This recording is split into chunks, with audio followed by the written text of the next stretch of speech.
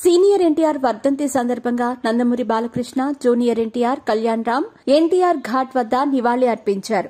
నటుడిగా, నాయకుడిగా, సీఎంగా ఆయన చేసిన సేవలను గుర్తు చేశారు. ఎన్టీఆర్ ఘాట్ వద్దకు భారీ ఎత్తున అభిమానులు తరలివచ్చారు.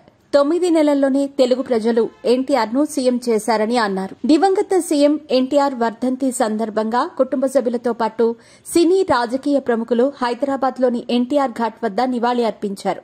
నందమూరి బాలకృష్ణ, రామకృష్ణ, జూనియర్ ఎన్టీఆర్, కళ్యాణ్ రామ్ ఎన్టీఆర్ ఘాట్ వద్ద నివాళులు అర్పించారు.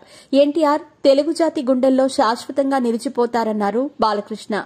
ఎన్టీఆర్ కు భారతరత్న ఇస్తే అవార్డుకే వన్నె వస్తుందన్నారు. ఏపీ డిప్యూటీ స్పీకర్ రఘురామకృష్ణంరాజు నటుడిగా, నాయకుడిగా, సీఎంగా ఆయన చేసిన సేవలను గుర్తు చేశారు.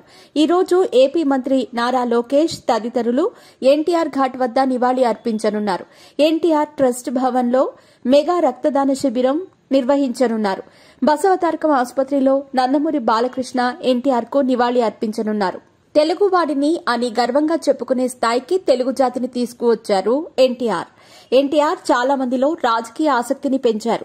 ఆయన హయాంలో సాహసోపేతమైన పథకాలు ప్రవేశపెట్టారు. ఎన్టీఆర్ అందరి గుండెల్లో శాశ్వతంగా నిలిచిపోయారు. మండల వ్యవస్థతో ప్రజల వద్దకు పాలన తీసుకువచ్చారు. మహిళలకు తండ్రి ఆస్తిలో సమాన వాటా కల్పించారు. 3 రూపాయలకే కిలో బియ్యం ఘనత ఆయనదే. ఏ పాత్రలో నటించినా దానికి జీవం పోశారని అన్నారు బాలకృష్ణ. ఎన్టీఆర్ వర్ధంతి సందర్భంగా హైదరాబాద్ ఎన్టీఆర్ ఘాట్ లో నివాళి అర్పించిన లక్ష్మీ పార్వతి కన్నీటి పర్యంతమయ్యారు. తనను టీడీపీ నాయకులు మానసికంగా వేధిస్తున్నారని ఆవేదన వ్యక్తం చేశారు.